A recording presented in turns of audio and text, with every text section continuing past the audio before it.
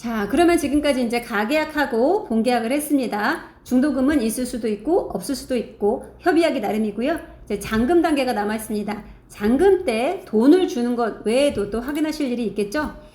먼저 물건을 재확인합니다. 내가 그때 봤던 물건, 짐들이 빼곡히 채워져 있어서 잘 못 봐서 하자가 눈에 안 띄었을 수도 있습니다. 그래서 짐을 다 뺀 다음에, 이삿짐 뺀 다음에 공실 상태의 집을 다시 한번 확인하면서 내가 전에 봤던 그 집 상태 그대로 있는지, 뭐가 망가지거나 눈에 띄지 않았던 큰 하자가 있지는 않은지 등등을 다시 한번 확인을 하시게 되고요. 권리도 다시 한번 확인을 하게 됩니다.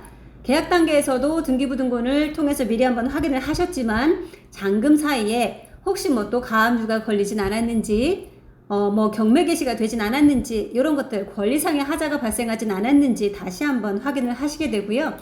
그리고 문제가 없다 싶을 때 잔금을 입금하시게 되겠죠.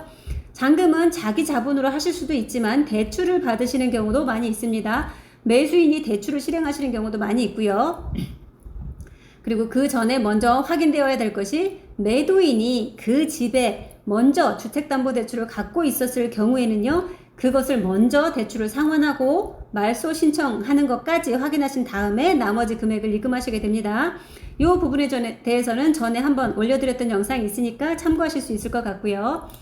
자, 그리고 이때 설정 법무사님이 나옵니다. 매수인이 대출을 받는다 라고 하면 은행 측에서 그 나중에 등기부에다가 근저당권 얼마 이렇게 설정을 하기 위한 그런 근저당권 설정 법무사님이 나오십니다. 그래서 잔금 때는 법무사님이 2분 나오신다라고 생각하시면 되는데 그 중에서 첫 번째 설정 법무사님 나왔고요.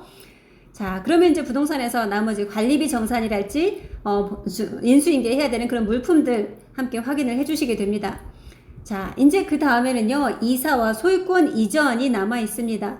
이사는 뭐 집 넣고 빼고 하는 거니까 아실 수가 있고, 소유권 이전 같은 경우에 잔금을 넘어가면 그날 바로 소유권 이전 신청을 하게 됩니다. 요때 이전 법무사님이 또 나오시게 됩니다. 그래서 총 2분의 법무사님의 도움을 일반적으로 받게 되시는데요. 요걸 셀프로 하시는 경우도 물론 있긴 합니다. 네, 셀프가 아니라 처음 하시는 경우에 가장 일반적으로 하시는 경우를 말씀드리는 거예요. 은행에서 나오는 근저당권을 설정하기 위한 설정 법무사님, 그리고 내 앞으로 소유권 이전을 하는 것을 도와주시기 위한 이전 법무사님, 이렇게 2분이 나와서 도와주신다라고 생각하면 됩니다. 물론 부동산도 함께요. 자, 그리고 이제 소유권 이전을 하기 위해서 준비해 주셔야 되는 서류들이 있습니다. 아까 계약 때는 신분증과 도장 정도만 있으면 됐는데 이제 잔금 때는 서류들이 좀 더 많이 필요하시게 됩니다. 매도인 같은 경우에는 신분증과 꼭 인감도장이 있어야 되고요. 막도장 안 되고 인감도장이 있어야 되고요. 요 인감도장에 대한 매도용 인감증명서가 있어야 됩니다. 요 매도용 인감증명서에는요, 매수인의 인적사항이 들어가기 때문에 계약서를 지참해서 발급받으시면 좋습니다. 그리고 주민등록 초본, 이렇게 매도인께서 준비를 해주실 거예요. 우리는 매수인 입장에서 보실 거기 때문에 매수인 서류를 좀 더 눈여겨보시면 좋을 것 같습니다. 신분증과 도장을 준비하시는데 이때 도장은 인감도장 아니어도 상관없습니다. 아무 도장이나 괜찮으시고요. 계약서, 그때 우리가 작성했던 계약서 원본을 이전 법무사님께 드리게 돼요. 근데 완전 주고 빠이빠이가 아니라 나중에 내 앞으로 등기 이전이 되면 그때 등기 권리증과 함께 계약서 원본도 돌려받는다라고 생각하시면 됩니다. 그리고 주민등록 등본, 초본은 만약에 내가 계약한 이후에 내 주소지가 바뀌었다 라고 할 경우에 한해서 초본이 필요하시고요. 계약 때하고 지금 동일한 집에 쭉 거주하고 있고 주소도 안 바뀌었다라고 하시면 초본은 없이 등본만 있어도 됩니다. 그리고 요때 떼주시는 이런 서류에는 주민등록 뒷번호까지 다 나오도록 해주셔야 된다는 것도 주의해 주시면 좋고요. 또 가족관계 증명서가 필요합니다. 일반이 아니라 상세로 꼭 발급을 받아주셔야 되고요. 요거 같은 경우에는 요즘에 세대당 주택수가 아주 중요하잖아요. 한 세대에 집이 한 주택인지 두 주택인지 이런 거 확인하시기 위해서 가족관계 증명서도 꼭 필요한 서류로 들어오게 됩니다. 그러니까 주민센터에 가서 발급받으실 서류 2개입니다. 등본과 가족관계 증명서 2개 발급받아 주시면 됩니다. 나머지는 집에 있던 거 또는 전에 작성한 거 가져오시면 되는 거고요. 자, 그리고 높아심에 또 한마디 보태면 큰 돈을 이체하시게 되잖아요. 잔금 때 몇 억씩 억 단위로 넘어갑니다. 그렇기 때문에 미리미리 이체 한도를 꼭 확인하시고 부족할 경우에 상향하셔야 된다는 거 한도를 증액해서 오셔야 된다는 거 꼭 주의하시기 바랍니다. 잔금날 이체 한도 문제 때문에 은행에 가서 입금을 하셔야 된다라고 하면 한없이 시간이 지연되는 경우가 많습니다.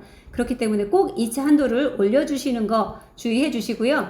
만약에 5억 이상 이체를 해야 된다라고 하면 여러분의 폰에서 이체 한도 증액하는 게 안 되실 거예요. 그럴 때는 은행에 내방해서 안내를 받아서 미리 또 올려놓으실 수가 있기 때문에 5억 이상 필요하실 때는 은행에 방문해서 한도를 올린다라고 생각하시면 좋을 것 같습니다. 미리 준비해 주셔야 됩니다. 그리고 잔금 시간은 보통 11시에서 1시 사이, 그러니까 점심 무렵 전후로 이루어진다라고 보시면 됩니다. 나는 빨리 하고 싶은데요 라고 해도 빨리 안 돼요, 보통. 왜냐면 오전에 이삿짐을 다 빼고, 아까 말씀드렸다시피 이삿짐 다 뺀 다음에 공실 상태에서 집을 또 한번 확인하시고 잔금을 이체하시기 때문에 그렇다고 볼 수가 있죠. 또 공실 상태에서 집을 한번 보고 이체를 하셔야 매수인 입장에서 좀 더 안전하다라고도 볼 수가 있습니다. 하자 여부를 발견할 수가 있으니까요. 자, 이삿짐은 그리고 미리 넣으실 수 없습니다. 잔금을 다 지불한 다음에 내 이삿짐을 그때 넣는다라고 생각하시면 돼요. 그래서 이사 오는 집에서 아침나절 짐을 빼고 점심 무렵 잔금을 하고 그 이후에 이삿짐을 넣는다라고 생각하시면 가장 깔끔한 것 같습니다. 그리고 만약에 필요할 경우에 엘리베이터로 꼭 이사를 하셔야 되는 경우가 있습니다. 어떤 라인은 사다리차를 쓸 수 없는 곳이 있다, 또는 너무 고층이어서 사다리차를 쓸 수 없다라고 하시는 때가 있습니다. 그럴 때 엘리베이터를 꼭 쓰셔야 되는데, 그럴 때는 관리사무소에 연락해서 미리미리 어떠한 날에 이사할 거다, 엘리베이터를 사용할 거다라고 예약을 해주셔야 됩니다. 아파트마다 안내를 해주시겠지만 그러면 사용료를 미리 입금하셔야 된다 라고 아마 하실 거예요. 그러면 그 사용료를 입금하시고 미리 꼭 예약을 해주셔야 됩니다. 그리고 보관이사 필요한 경우도 많이 있는데요. 정말 많이 있어요. 그런데 그게 쉽지만은 않습니다. 일단 이사비는 2배라고 생각하시는 게 좋습니다. 넣는 거 한 번, 빼는 거 한 번, 이렇게 이사비 2배 지불하신다라고 생각을 하고요. 그리고 이전 집에서 내 주소지를 옮겨야 되는 것도 문제가 될 수 있습니다. 이전 집에서 그 집에도 또 들어오신 분한테 내 주소지를 빼줘야 되기 때문에 전출을 해야 돼요. 그런 주소 이전 문제도 걸리기 때문에 생각보다는 쉽지 않다, 하지만 안 되는 건 아니다 라고 생각하실 수 있고요.